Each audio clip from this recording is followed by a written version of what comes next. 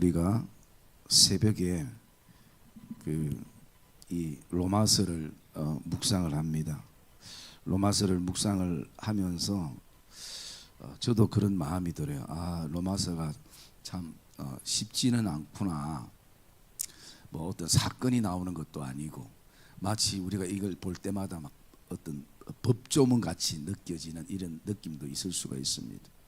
그런데 우리가 이 3월에서 이 4월까지는 신앙의 기초를 다지기라는 주제를 가지고 우리가 출발하면서 우리에게 있어서 신앙의 가장 기초는 이 뼈대인 것이, 여러분 살은 쪘다가 빠지기도 하고 빠졌다가 지기도 하는 것이, 그런데 뼈대는 견고해져 있어야 되는 것이, 그러기에 우리가 이 신앙의 뼈대를 세우기 위해서 출발을 하면서 여러분들이 자주 이 로마서를 읽다 보면 어쩌면 로마서를 통해서 굉장히 감동과 감화가 될 때 많을 것입니다. 어느 순간 눈이 뜰 때 분명히 있을 것입니다. 저도 계속 이 로마서를 묵상하면서 하나님께 영안을 열어달라고. 왜냐하면 여러분 대부분 종교개혁자들이 감동을 받았던 말씀이 다 이 로마서 안에 담겨 있는 말씀들이. 그래서 너무 어렵게 생각하지 마시고 여러분들이 이 말씀 한 말씀 한 말씀 묵상할 때마다 지금 나의 연약한 뼈대를, 신앙의 뼈대를 다시 세워 나간다 라는 그런 어떤 심정으로 함께 가기를 주님의 이름으로 축복합니다. 그래서 오늘 우리가 이 말씀을 묵상하기 전에 오늘 아침에 우리가 2장 7절부터 16절까지 말씀을 묵상했습니다. 그것을 잠깐 요약하면요, 우리가 하나님의 은혜를 받으면 받을수록 그 깊이를 알아가면 알아갈수록 우리 마음속에 드는 생각은 신앙생활을 잘하고 싶은 마음이 있습니다. 그것은 어떤 누가 줘서가 아니라, 환경이 그래서가 아니라 내 스스로 그 은혜가 나를 그렇게 만드는 것이죠. 그럴 때에 가장 중요한 것은 내가 어떻게 하면 신앙생활을 잘할까 고민도 하고 기도도 하는데, 어쩌면 저는 이 말씀을 묵상하면서 바로 방법이 이거구나. 그것은 뭐냐면요, 바로 그 13절에 있는 것처럼 하나님 앞에 서는 것입니다. 하나님 앞에 서는 시간들. 그래서 그 하나님 앞에 서서 거기에는 우리가 하나님 앞에 설 때에 실천해야 될 4가지 어떤 주제가 있을 수 있습니다. 하나님 앞에 서서 내가 던져야 될 질문이 있는데, 그 첫째가 뭐냐면 그 7절에 있는 것처럼 내가 오늘 무엇을 구하는가라는 것이에요. 내가 오늘 무엇을 구하는가. 그냥 이 땅에 썩어질 것만 구하는 것이 아니라 정말 영광과 존귀와 썩지 않은 하나님의 나라의 것을 구하고, 내가 오늘도 참는 것도 그것 때문에 참고 선을 행하는 것도 그것 때문에 행한다는, 이게 우리에게 필요한 부분이고요. 두 번째는 나는 오늘 무엇을 따르는가. 8절의 말씀에 보면 항상 사람들은 뭔가 나를 따르게 하는, 나를 움직이게 하는 요소가 반드시 우리의 삶에 있을 수 있습니다. 그래서 나는 오늘 무엇을 따르게 하는가. 우리는 진리를 따르는 사람이지 불의를 따르는 사람이 아닌 것입니다. 우리는 예수를 따르는 사람이지 목사를 따르는 사람들이 아닌 것입니다. 그러기에 오늘 나는 무엇을 따르는가. 여러분, 오늘날 많은 사람들이 부와 명예와 인기를 따라가다가 그 끝이 허무와 그 다음에 또 낭만과 그리고 낙심이 되는 순간들을 우리가 보게 되는 것입니다. 여러분, 진리는 결코 우리를 낙심시키거나 실망시키지 않은 것을, 예수님은 결코 우리를 좌절시키거나 절망시키지 않는 것을 믿으시기를 주님의 이름으로 축복합니다. 그래서 우리는 진리를 따르는가 우리가 체크해 봐야 됩니다. 그리고 세 번째는 9절에 있는 것처럼요, 나는 오늘도 무엇을 행하는가라는 것입니다. 우리는 반드시 무엇을 행하며 살아가는 것입니다. 그럴 때에 악을 행하는 사람들이 있고 선을 행하는 사람들이 있게 되어질 때에, 오늘 우리가 선을 행하면요, 그것이 단순한 윤리와 도덕을 뛰어넘어서 하나님이 그 마음 안에 영광과 존귀와 평강이 있다라는 것입니다. 선을 행하면 얻어지는 어떤 대가도 있을 수 있지만 그것은요, 세상 모든 사람들도 동일하게 그렇게 서로 주고받을 수가 있는 것입니다. 그러나 하나님이 기뻐하는 선은요, 반드시 하나님이 영광을 받으시고 우리에게 존귀와 평강을 우리에게 얻게 한다는 것이. 그래서 나는 오늘 무엇을 하나님 앞에서 무엇을 행하는가, 이것을 돌아봐야 되고요. 그리고 네 번째 우리가 기억해야 될 것은 오늘 나의 삶에 나에게 복음이 무엇인가라는 것이. 나에게 복음이 무엇인가, 무엇이 내 삶의 복음이 되는가.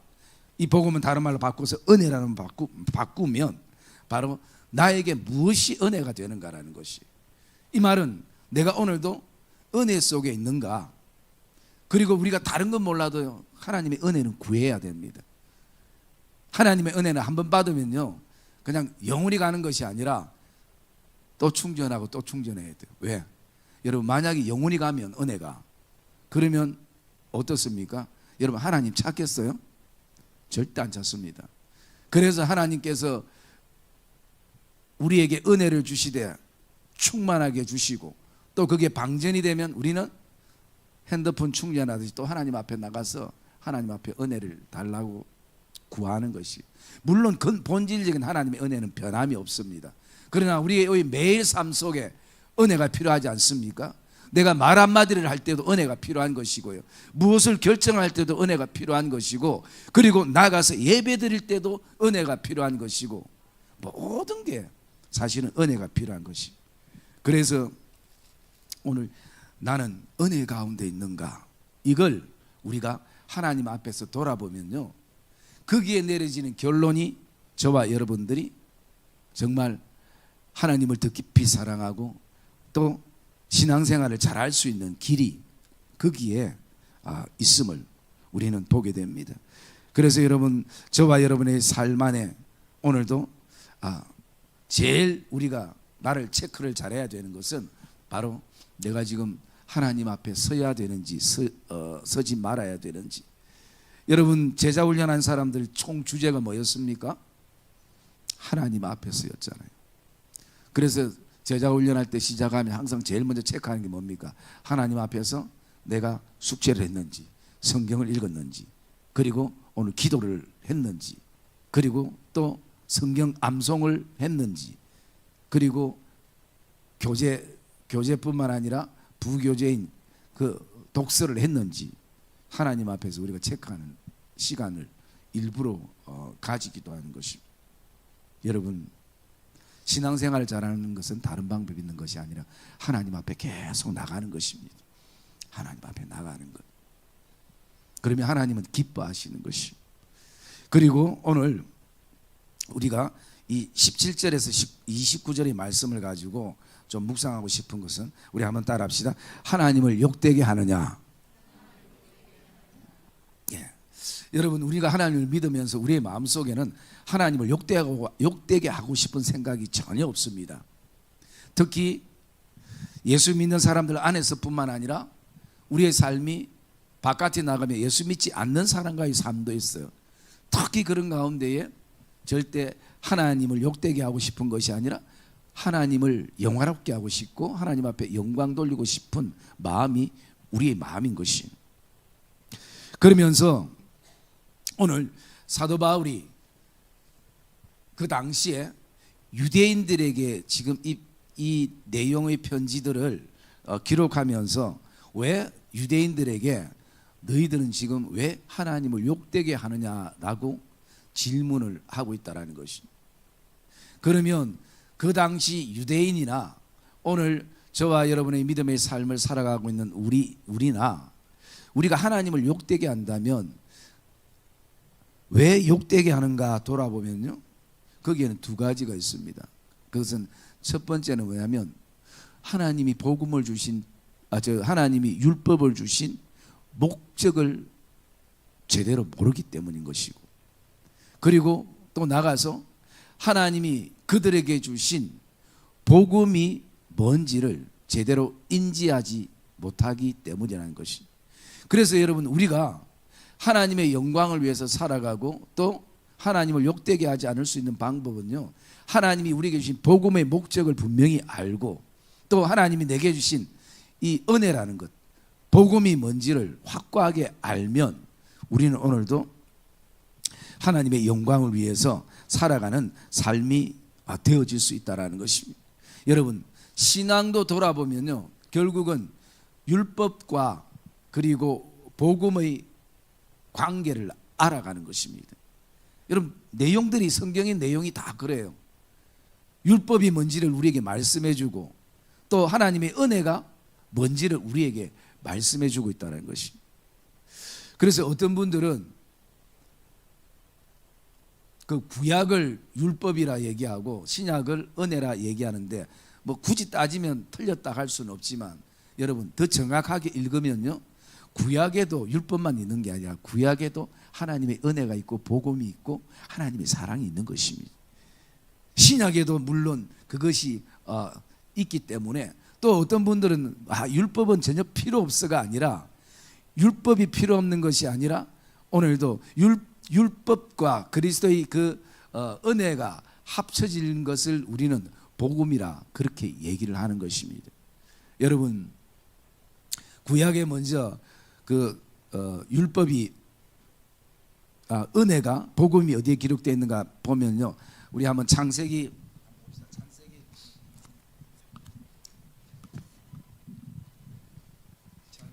말씀이죠.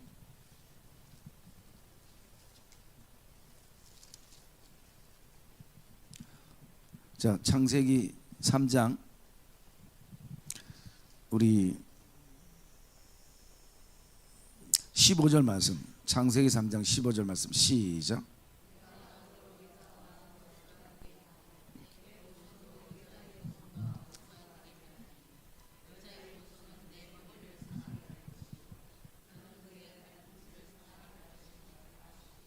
네, 여러분, 하나님께서 아담과 하와에게 약속, 율법을 주시는 게 뭐냐면요, 선악과는 절대 먹지 말라는 것이었습니다. 먹으면 죽는다라고 말씀했습니다. 그게 율법이에요. 그런데 그 선악과를 먹고 난 다음에 그들에 대해서 하나님께서 복음을 주시는 것이, 이것을 다른 말로 원시복음이라 하기도 하고 첫 은혜라 그렇게 얘기를 하기도 하고, 그리고 21절에 보면 여호와 하나님이 아담과 그의 아내를 위하여 가죽옷을 지어 입히셨다라는 것이, 이건 뭐냐면 바로 하나님의 사랑인 것이. 그래서 여러분, 성경의 구약에도 하나님께서 이스라엘 백성들에게 이렇게 하라 저렇게 하라, 그 하나님께서 그 율법을 그들에게 주셨지만 끊임없이 그들에게 빠지지 않고 하는 말씀이 있습니다. 뭐냐면 내가 나의 백성을 사랑한다라는 것이, 나의 백성을 사랑한다라는 것이, 여러분, 그게 복음인 것이. 그러면 오늘 이 말씀 속에서 지금 바울이 시작이 이렇게 합니다. 유대인이라고 불리는 너가, 이 말은 이 유대인들은요, 굉장히 그들에게서는 이 프라이드가 굉장히 강했습니다. 이 하나님의 택한 백성들이라는 것에 대해서 굉장히 강해서 이방인들은 사람 취급하지 않을 정도였어요. 그러면서 그들은 오늘도 내가 율법을 지키고 살아가는 것을 굉장히 자랑 삼아서 살았습니다. 그리고 그 당시에도 모든 사람들이 최고로 쳐줬던 게 뭐냐면요, 율법을 가르치는 사람이었습니다. 율법 선생을 굉장히 존경하고 또 존중했던 것입니다. 그래서 웬만하면 사람들이 율법을 가르치는 선생이 되기를 원하는 것이에요. 그래서 18절과 그 20절의 내용을 보면요, 다 그런 내용입니다. 이들이 율법을 의지하고 하나님을 사랑하고 또 그것을 교훈을 받아서 하나님의 뜻을 알고, 그리고 선악 간에 분별하고 또 맹인들의 길을 인도하고 어둠에 있는 자를 빛이 되어지고 또 어린아이의 선생이 되어지고 굉장히 좋은 것이죠. 그런데 여기에 문제가 뭐냐면요, 20절 마지막에 보면 어린아이의 선생이라고 스스로 믿으니라는 것입니다. 여러분, 이 스스로 믿는다는 게 뭘 의미하겠습니까? 이게 어느 순간 자신의 의가 된 것입니다. 그래서 내가 율법이 행위가 내 스스로의 어떤 의가 되어지면요, 우리는 항상 이 두 가지 반응이 나가게 되어 있습니다. 못하는 사람을 향해서 정죄하고, 그리고 나보다 더 잘하는 사람을 향해서 시기와 질투하고. 여러분, 그 당시에 모든 사람들이 그런 경쟁 구조 속에 있었습니다. 그게 얼마나 그들에게 고통이겠습니까? 복음이 이 땅에 온 것은, 은혜가 이 땅에 온 것은 우리를 얽매이게 하는 것이 아니라 얽매인 것을 끊어버리고 우리에게 더 진정한 자유를 주는 것이 복음의 은혜인 것입니다. 여러분, 세상 종교는 믿으면, 저는 제대로 믿지도 안 해봤겠지만, 기독교밖에 몰랐지만, 세상 종교는 특히 무속신앙이나 토속신앙은 뭡니까? 모든 게 매이게 하는 거예요. 여러분, 주위에 그 토속신앙이나 그리고 무속신앙을 믿는 분들 봐요. 여러분, 이사 가는 날도 하루 제대로 잡을 수 있습니까? 우린 비만 안 오면 땡큐죠. 손이 있든 발이 있든 그게 중요합니까? 구슬을 왜 빼는데요? 기타 등등. 이거는 이것 때 안 되고 저거는 저것 때 안 되고. 사람 못 삽니다. 그런데 여러분, 우리가 복음이 내 안에 들어오고 은혜가 들어온 뒤는 어떻습니까? 자유하는 것이, 모든 게 얽매인 것을 도로 끊어버리고 풀어버린 것이, 그게 복음의 은혜인 것이. 오늘 이들도 마찬가지입니다. 이들이 스스로 이것이 자랑이 되고, 그리고 이것이 자랑이 내 의가 되어져 버린 그런 순간입니다. 그런데 바울이 정확하게 지적해 주는 것은요, 뭐냐면 두 가지입니다. 하나는 뭐냐면, 우리 21절 한번 읽어볼까요? 21절 말씀 시작.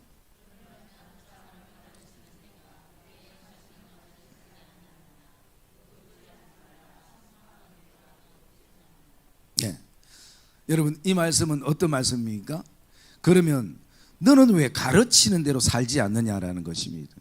왜 너는 너 자신을 향해서는 가르치지 않느냐라는 것이. 남은 잘 가르치는데, 남에게는 이렇게 해라 저렇게 해라, 이렇게 해야 된다, 이거 안 해야 된다, 이렇게 얘기는 잘하는데 왜 너 스스로를 향해서는 가르치지 아니하느냐? 왜 너가 도둑질하지 말라고 하면서 너는 도둑질하느냐? 여러분, 이것은 한 사람 한 사람을 향한 얘기가 아니라 유대인 전체를 향해서 뭐라고 얘기하고 있습니까? 너나 나나 율법을 잘 지키는 안 지키는 우리는 다 하나님 앞에서 죄인이라는 것을, 이것을 지금 설명하고 있는 것이. 그렇기 때문에 오늘 이것은 어쩌면요, 자기가 나름대로 율법대로 산다는 사람들에게는 굉장히 충격일 수 있습니다. 왜? 내가 지금 다 드러나지 않아서 그렇지 나도 여기서부터 자유롭지 못했거든요. 가르치기는 그렇게 잘했고 설교는 그렇게 잘했는데 내가 아직도 나에게 이런 묶이는 부분이 있거든요. 그런데 그것이 첫째 바울의 지적이고요. 그리고 또 두 번째 바울의 지적 가운데 하나를 바라보면요, 이렇게 자기가 율법적으로 살아가면 살아갈수록 끊임없이 불안하고, 그리고 초조해지고, 그리고 뭔가 이게 아닌데라는 그런 마음을 바울은 가지고 있는 것이. 여러분, 대충 사는 사람은 이런 생각도 안 합니다. 그런데 진짜 율법의 그 조항대로 살아가기 위해서 자기를 꺾고 진리로 꺾는 것이 아니라 율법을 통해 꺾고 또 꺾고 그렇게 사는 사람들은요, 끝은 허무감이 오는 것이. 이게 진정한 하나님이 원하는 걸까?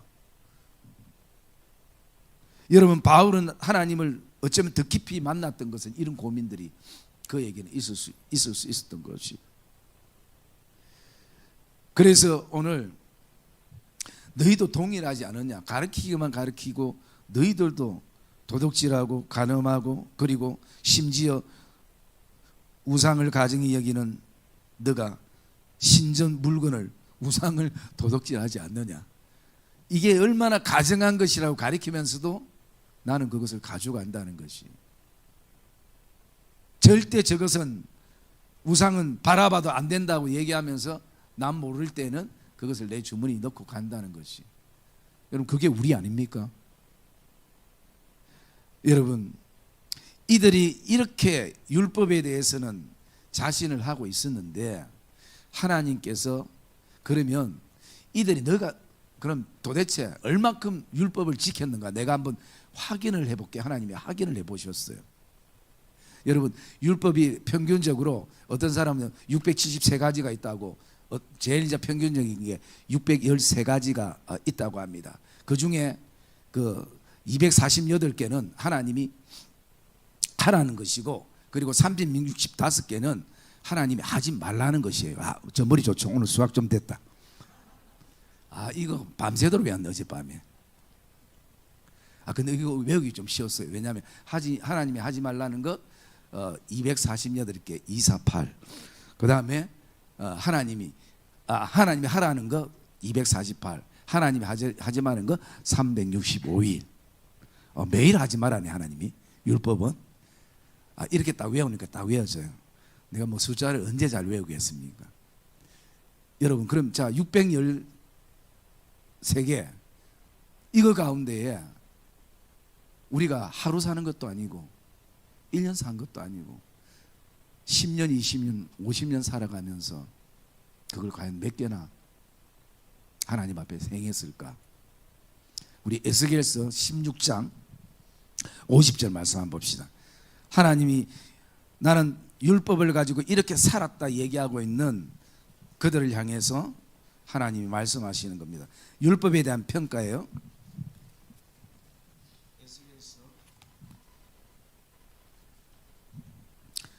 16장 50절 말씀 읽읍시다.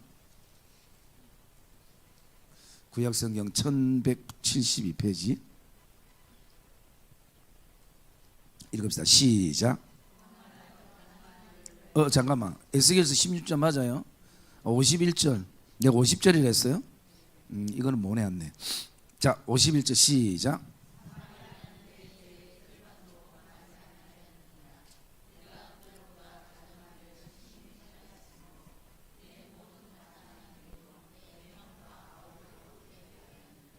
네. 여러분 에스겔을 통해서 하나님이 이스라엘 백성들을 뭐라고 평가합니까? 너는 사마리아는 너희 죄의 절반도 범하지 않았다는 것이. 율법으로 그렇게 철저하게 살아가는 유대인들을 향해서 여러분 이 메시지가 얼마나 충격이겠습니까?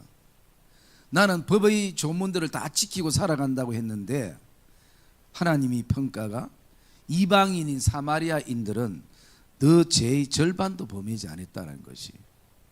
여러분 하나님께서 에스겔을 통해서만 이 말씀을 하신 것이 아니라 주님도 이 땅에 은혜의 복음을 전하면서 유대인들에게 그 평가한 게 있습니다.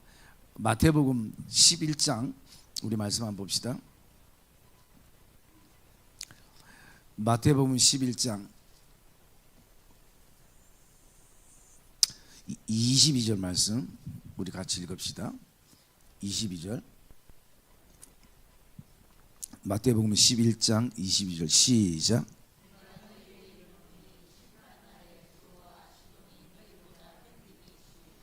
네. 여러분 주님이 지금 뭐라고 말씀하고 있습니까?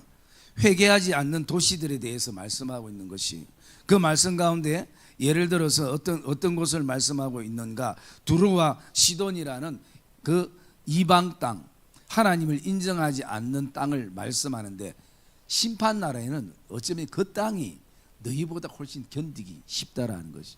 이 얘기는 뭡니까?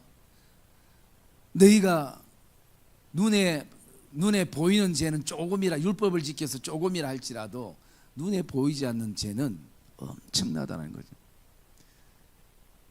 그런데 오늘 이 바리새인과 서기관들은 이것을 지금 알지 못하고 있는 것이. 그래서 여러분 오늘 이들은 결국 이 하나님이 율법을 주신 진정한 목적은 내가 이것을 몇 개를 지키고 얼마나 지키고 여기에 목적이 있는 것이 아닌데, 이 율법에 대한 오해가 있다 보니까, 그들이 이 말씀에 대한 오해가 있다 보니까 이것을 지키고 안 지키고에 포커스를 둘 때가 있는 것입니다. 그러면 진짜 하나님이 이 율법의 말씀을 주신 목적이 뭔가, 그 뒤에 로마서 3장 20절 말씀에 있죠. 우리 한번 로마서로 다시 돌아갑시다. 로마서 3장 20절 말씀 같이 읽읍시다. 시작.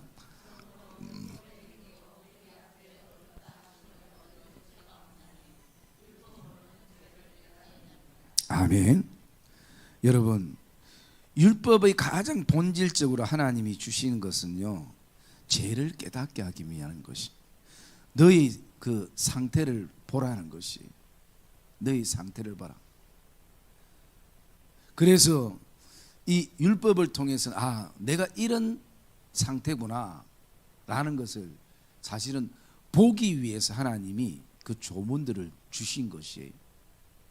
여러분, 옛날에 여러분들 읽어보신 그 탈무드에 두 청년이 그 양쪽 옆집에 이제 꿀떡을 이렇게 청소하고 일을 마치고 둘이 나왔는데, 한 명은 얼굴에 끄름이 묻었고, 한 명은 어떻게 청소를 했는지 모르겠지만 얼굴이 하나도 끄름이 묻지 않고 뽀얗게 나왔어요. 그리고 둘이 수고했다고 이렇게 얼굴을 쳐다봤을 때 그게 질문이, 누가 세수를 할까요? 우리가 이 두 사람을 다 보면 세수해야 될 사람은 끄름이 묻은 사람이에요. 그런데 서로를 쳐다보면서 원래 세수해야 될 사람은 안 하고 얼굴 깨끗한 사람이 세수를 하는 거예요. 왜? 서로 쳐다보니까 나는 저 사람처럼 나도 얼굴이 깨끗하겠다. 근데 저 사람 내를 쳐다볼 때 나도 저 사람처럼 얼굴에 끄름이 많이 묻었겠지라고 그렇게 씻는 거예요. 여러분, 우리 신앙도 이렇게 돌아보면요, 율법에 매이다 보면 우리가 사람에게 포커스가 맞춰진다는 거예요. 사람에게 그리 쳐다보고 내가 얼굴이 시커먼데도, 씻어야 되는데도 저 사람 얼굴 쳐다보니까 나도 저 사람처럼 깨끗하겠지. 또 반대인 경우가 있어요. 그래서 우리는 그것을 정확하게 알려면 거울을 봐야 되는 것이, 사람을 보는 게 아니라 말씀의 거울을 봐야 되는 것이, 말씀의 거울 앞에 서서 내 모습을 제대로 봐야지 옆 사람에게 계속 비춰가지고 옆 사람이 깨끗하면 나도 깨끗할 것 같고 옆 사람이 더러우면 나도 더러울 것 같은, 이것은 착시 현상이고 현실을 모르는 것이고 착각인 것이. 그래서 내 얼굴이 깨끗하지 않은지는 내가 거울을 내 스스로 봐야 되는 것이, 그 거울을, 말씀의 거울 앞에 서면 그것을 알게 되는 것이. 그래서 하나님께서는 그 율법을 주신 것을, 목적은 먼저 죄를 깨닫게 하기 위함이고, 그게 뭐냐면 율법은 거울인 것이, 나를 볼 수 있는 거울인 것이, 내가 어떤 존재인가를 볼 수 있는 거울인 것이. 그리고 또 두 번째로 이것을 주셨을 때요, 유대인들이 깨달아야 되는 건 뭐냐면 나의 행위로는 하나님의 거룩에, 하나님의 의에 이룰 수 없네. 이게 결론이 나야 되는 것이, 하나님은 그들에게 원했던 건 이 결론인 것입니다. 하나님, 내가 오늘 몇 개 지켰습니다. 하나님, 몇 개 지켰습니다. 안 지킨 건 얘기할 수가 없죠. 그래서 하나님은 너가 몇 개 지킨 것에 대해서 하나님이 말하시는 것이 아니라, 내가 아무리 내 힘으로 살아도, 내 선과 도덕과 깨끗함으로 살아도 결국은 내 손에 먼지가 묻게 되고, 결국은 내 마음이 더러워지고, 내가 그냥 마음에 표현하지 않던 수많은 시기와 질투와 분쟁과 원망과 혈기와 정욕과 욕욕과 안목과 이생의 자랑들, 이것이 바깥으로 나오지 않아도 내 마음에 품었던 자체가 이미 나는 죄인인 것이에요. 주님께서 간음한 자체가 죄인이 아니라 그 마음을, 음욕을 품는 것 자체도 이미 죄라고 말씀하신 것이. 그렇기 때문에 내가 말씀의 거울 앞에 설 때 나는 도저히 내 의로서는, 행위로서는 하나님의 의와 구원에 이르지 못하는구나. 여러분, 하나님은 이걸 우리에게 깨닫게 하신다는 것이. 그래서 이것을 알고 깨달았을 때에 우리가 나중에 로마서 5장을 통해 묵상하겠습니다만, 하나님께서 이제 한 의, 바로 이제 인간의 의가 아니라 인간의 행위로 얻게 되는 것이 아니라 예수 그리스도의 그 십자가의 은혜, 예수 그리스도를 나의 의로 이제 품으신 것. 그래서 여러분 복음이라는 것은 바로 이것입니다. 예수님이 나를 사랑하시고 나를 위해 십자가를 지시고 그리고 그 십자가의 은혜로 오늘 나를 나 되게 하신 것. 이 자체가 복음인 것입니다. 복음은 여러분 복잡하지 않습니다. 한마디로 주님이 나를 위해 죽으시고 다시 사시고 그리고 영원히 우리를 은혜로 인도하신다는 것이. 그래서 여러분 바울이 오늘 이 유대인들에게 하는 것은 뭐냐? 너희들이 결국은 23절에 보면 율법을 자랑하는 너가 23절 읽어봅시다. 시작.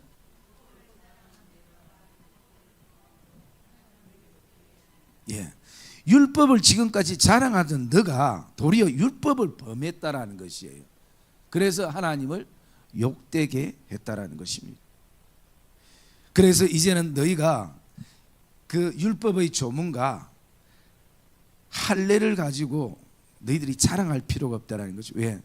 너희들은 결국 율법을 범했기 때문에 너희도 정죄를 받지 않겠느냐 라고 말하는 것이고, 그래서 28절과 29절의 말씀에 보면요, 이것을 표면적 유대인이라고 얘기하고 29절에 뭐라고 얘기합니까?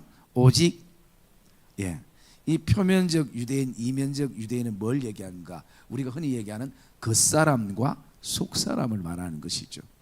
그래서 할례는 육체에 할례한 것이 그게 정표가 아니라 이제는 그리스도의 복음의 은혜를 통해서 내 심령 안에, 우리의 마음 안에 그리스도 인치심을 받고 그리스도를 통해서 이제 우리가 십자가의 은혜로 할례를 받은 것, 이 속사람의 변화가 진정한 할례라는 것을 말하고 있고요.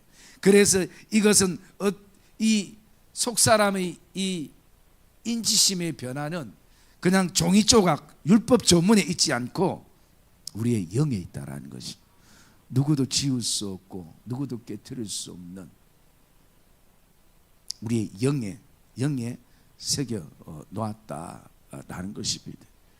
여러분, 그래서 신앙생활은 오늘도 우리가 그 율법을 알고 그리고 율법의 목적을 알고 또 하나님이 내게 주신 복음의 그 은혜를 아는 것, 그것이 우리에게는 굉장히 중요한 요소가 되어지기도 하는 것입니다. 그러기에 우리가 오늘도 이제는 어떤 것에 매이지 아니하고 하나님의 그 복음과 은혜의 복음의 능력을 알게 되면 이제 우리가 연약한 가운데도 있지만 그 말씀이 내 의가 아니라 내가 이것을 몇 개 행했다는 것이 아니라 이것을 행했을 때마다 하나님의 은혜입니다라는 고백을 하는 것이, 내가 이룬 것이 아니라, 내가 나 된 것은 나의 어떤 힘이 아니라 오직 하나님의 은혜로다. 여러분, 율법으로 평생 살았던 사도 바울이 여러분 그 고백을 하게 되는 것은 얼마나 감격스럽겠습니까? 사랑의 믿음의 성도님들, 오늘도 저와 여러분들 안에 오늘 하나님의 말씀을 통해서 내 상태와 내 모습을 보면서 다시 저와 여러분이 복음 안으로, 하나님의 은혜 안으로 들어가기를 주의 이름으로 축복합니다. 그래서 이 바울이 지금 그것을 권면하고 있는 내용인 것입니다. 우리 말씀 한 점만 찾아보고 이 말씀 우리 마무리하려고 하는데요, 제가 옛날에 한번 설교했던 본문이기도 합니다. 마태복음 8장, 우리가 내용은 잘 아는 내용인데요, 마태복음 8장 여러분 7절 읽으세요. 마태복음 8장 7절 시작.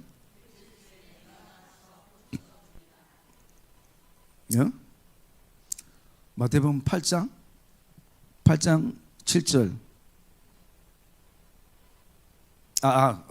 죄송해요. 요한복음. 아니, 이게 요한복음 있는 거 아니에요?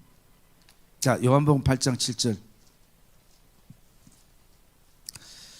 자, 읽읍시다. 시작.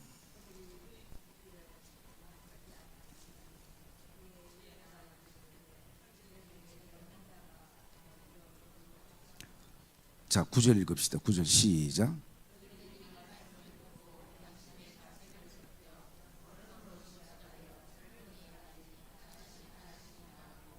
오직 예수와 그 가운데 있는 여자만 남았더라.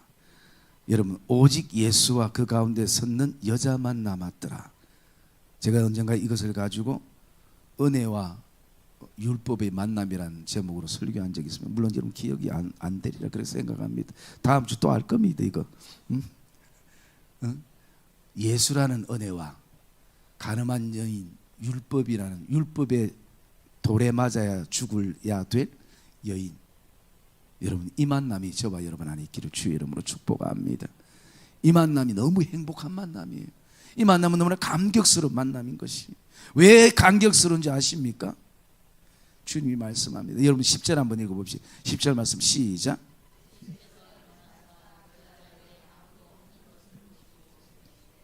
여자여, 너를 고발하던 그들이 어디 있느냐? 너를 정죄한 자가 없느냐? 여러분, 마치 로마서 8장에 그 하나님 사랑에 대해서 바울이 얘기하면서 얘기하는 것과 동일하지 않습니까? 모름 말고. 여러분, 오늘 그러면서 저 11절에 주님이 뭐라고 말하냐, 이렇게 말합니다. 나도 너를 정죄하지 아니하노니. 이게 복음이에요. 이게 사랑이에요. 여자여, 너를 고발하던 자들이 어디에 있느냐? 너를 정죄한 자가 없느냐? 여러분, 그 사람들이 다 어떤 사람들입니까? 지금 이 범죄한 한 여인을 향해서 뭘 다 들고 있어요? 돌들 다 들고 있어요. 그 돌은 율법을 의미하죠. 여러분, 왜 돌을 들고 있습니까? 나는 저 여자와 다르다는 거예요. 여러분, 이 모습은요, 돌 맞을 여인이나 돌 던지고 준비하는 사람이나 똑같은 죄인입니다. 여인은 들킨 죄인이고 돌 들고 있는 사람은 아직 들키지 않은 죄인인 것이에요. 언젠가는 그들의 죄도 드러납니다. 다 돌 맞을 사람들이에요. 돌 들 사람은 아무도 없습니다. 주님밖에 없습니다. 그런데 오늘 주님이 죄 없는 자가 던지라니까 이 율법의 양심에 찔려서 어떻게 해요? 다 돌을 놓는 것이에요. 여러분, 은혜는 돌을 놓는 것입니다. 사랑은 돌을 놓는 것이에요. 심지어 던질 자격이 있는 주님도 뭐라고요?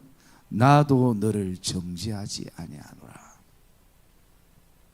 이게 은혜의 출발입니다. 복음의 출발이에요.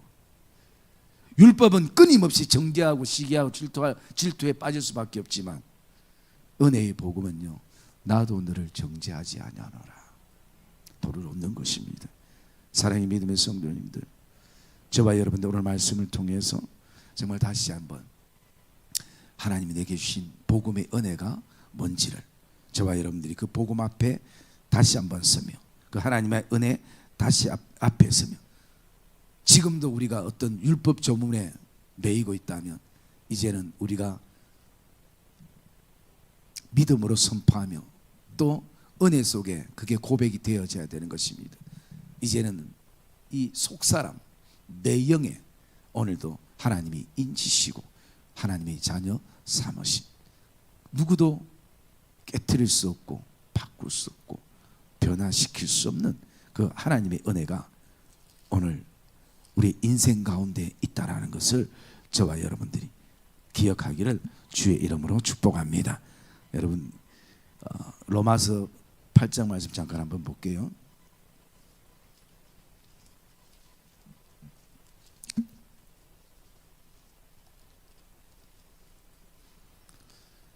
자, 로마서 8장 말씀. 자, 여러분 31절 한번 읽어보세요. 일단 여러분 30절 한번 읽어보세요. 우리 다음에 묵상하겠지만 한번 읽어보세요. 30절 시작. 부르신 그들을 또한 어렵다 하시고 어렵다 하신 그들을 또한 영화롭게 하셨느니라. 아멘. 여러분, 이게 로마서의 또 다른 결론입니다. 우리의 결론이에요. 하나님이 정하신 그들을 부르시고 부르신 그들을 어렵게 하시고 어렵다 하신 그들을 어떻게 해요? 영화롭게 하신다는 것입니다. 그러면서 그 사도 바울이 얘기합니다. 31절에 보면 그런지 일에 대하여 우리가 무슨 말을 하여 만일 하나님이 우리를 위하시면 누가 대적하리요. 자기 아들을 아끼지 아니하시고 우리 모든 사람들을 위해서 내어주신 이가 그 아들과 함께 오늘 우리에게 함께 하시지 않겠느냐. 누가 능히 하나님께서 택하신 자들을 고발하리요. 어렵다 하신 이는 하나님이시니 누가 정죄하리요. 누가 우리를 그리스도의 사랑에서 끊으리요. 여러분, 조금 전에 요한복음 8장에서 주님이 하셨던 말씀과 동일하다는 마음이 들지 않습니까? 이 주에 누가 너를 정죄하며 누가 너에게 돌을 던지겠느냐. 여러분, 오늘도 저와 여러분이 이 확신 속에 오늘도 나아가는 복된 믿음의 걸음이 되기를 주의 이름으로 축복합니다.